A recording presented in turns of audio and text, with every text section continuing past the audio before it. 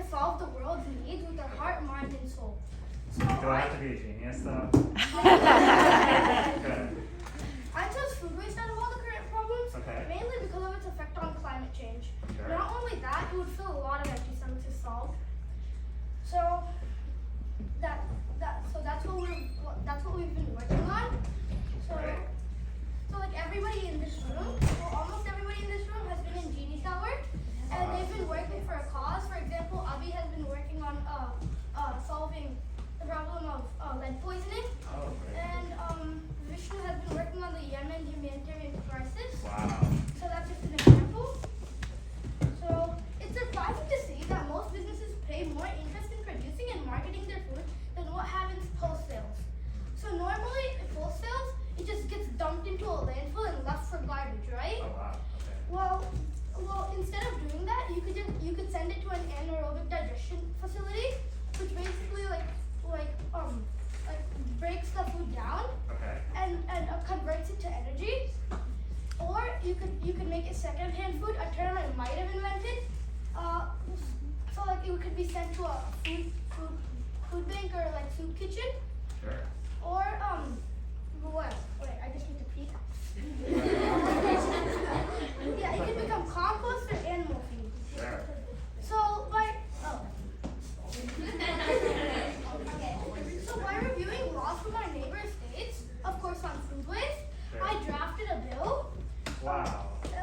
Which would tackle the problem of food waste one-on-one, Okay. just explaining the vigorosity of the bill. And we have to stop food waste because if we do, hundreds of people won't have to worry about getting an empty plate. So I'll show you my bill Okay. right here.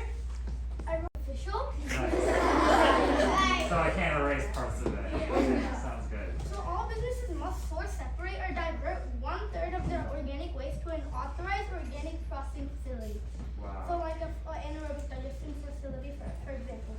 This bill also states that the amount of waste recycled will increase yearly by 1/3, halting in growth by 2024. Businesses can comply by donating surplus food as animal feed, processing food scraps on site, which is even better, or by sending the organic waste to an anaerobic digestion facility. Sure. So, individual waste generators would have to source, separate any food scraps and send it to a facility that manages it in an approved manner, right? Okay. Sending it to both organic matter and non-organic matter to a trusted facility would still get you unit-based pricing. And unit-based pricing is when like you get two bills in one, so like your non-organic matter and your organic matter. Cause like customers won't like it if they get two different bills. They'll feel like they're paying more money unless they just get one bill. So they'll feel like it's still normal.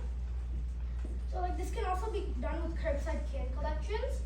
And waste in the farming sector can be converted to compost, animal feed, or can be donated to food banks and soup kitchens. So I also set a goal. Okay. So by 2026, 50% of food waste should be recycled, and by 2030, we should be net zero in this problem. So that's pretty much my bill.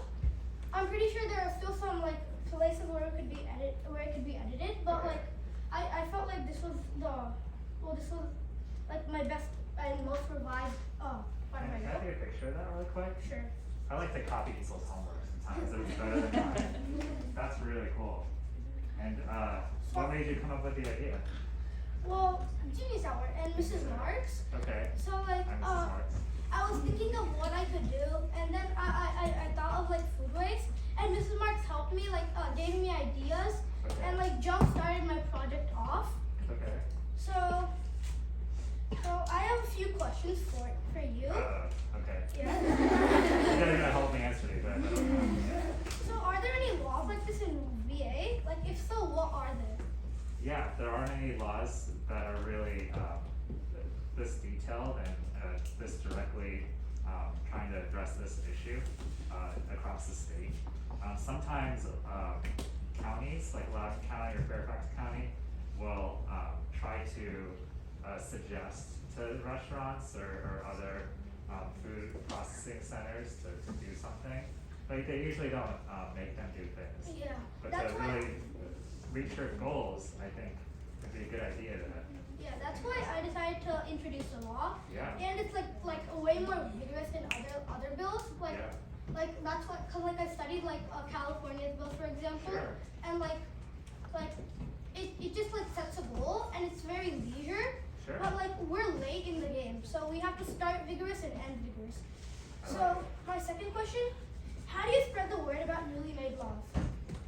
Absolutely. So what I like to do is first tell, we have, you know what a lawyer is? You know lawyers? Yeah.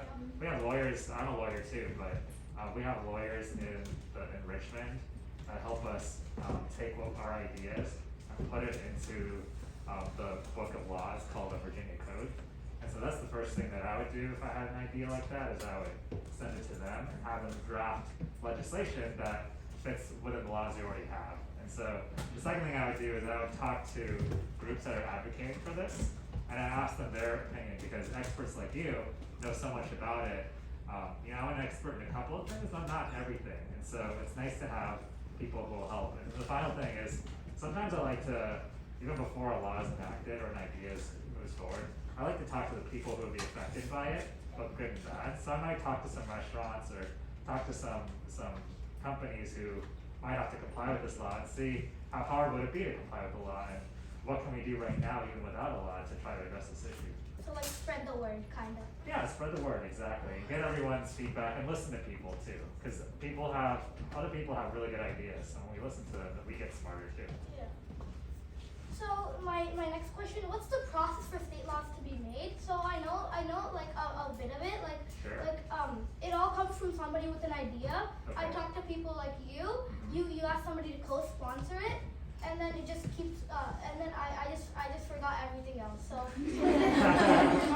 like Absolutely. I mean, you'll probably learn more about this as your education moves on, but we basically have a group of lawmakers and representatives called the House of Delegates. That's where I am. And then we have the Virginia Senate. And so both the House and the Senate have to vote on and agree on a bill. And if they do, then it goes to the governor and he signs the bill. So that's how a bill becomes a law. and then vetoing or overriding, that happens there. Hopefully he never has to veto my bills. So, but yes, he can veto a bill and we can override it. Yep. So, how can I be a part of this? So, like when I make a bill and introduce it to you, and then you try to make it a law. So Sure. then, or that's your choice. But like, how can I be a part of this after this law gets passed or not passed? Yeah, absolutely. So all our meetings are public, and so anyone, and now we have the option where you can join remotely.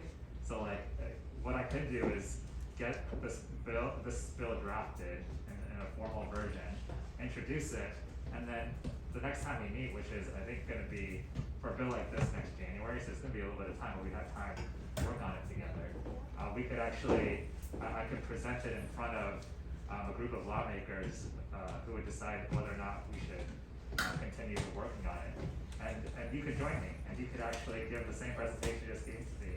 And also, I was coming to that. So like, so I've registered. It's about to be registered a nonprofit called Waste Minimalist. Okay. When you have a chance to save the planet, why pour it down the drain? Okay. So it's about collecting used cooking oil and from citizens of the United States or like Okay. anybody in the United States. Great.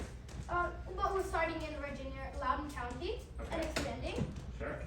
So like the steps are filter, bottle, free service, and upcycle. So what happens is like we pick up the used cooking oil for anybody who calls us. We give it to like a shop that we've connected to and ask if they could if we could give them used cooking oil to recycle. And then most of the time they give us money back, which we're gonna donate to the military for uses there. That's great. That's a great idea. So I was wondering if I could join one of your meets to like introduce this idea and get and like increase my audience. So would Absolutely. Yeah, you should totally join us. I'd love to have you. And everyone's invited too. So that's about it. But how do I spread the word about my nonprofit? Like social media or like hanging up posters like these? Yeah, you can. Another thing you can do is, so the local, Loudoun County has its own, what's called a board of supervisors. And so they have their own meetings, and what you could do is at a public meeting, which is coming up, you could actually just talk about this issue to them as well. You could talk about this issue to other legislators like me. Yeah. And you can just spread the word to community groups. And I think what happens when you do that is a good idea like yours starts to spread organically. And by the end, you know, everyone's gonna claim it was their idea. But we'll know it was yours. So what's the process of registering your idea as yours? Yeah, let's follow up, but what you can do is send me, I took a picture of that. Yeah. What we can do is send that to the lawyers. We're gonna draft a formal version of that, and then we can work on it together. Yeah. So that sounds nice, and that's about it. Great. And yeah, I just kept the empty paper just in case I need to note down anything. Okay. So yeah. Well, let's give him a round of applause.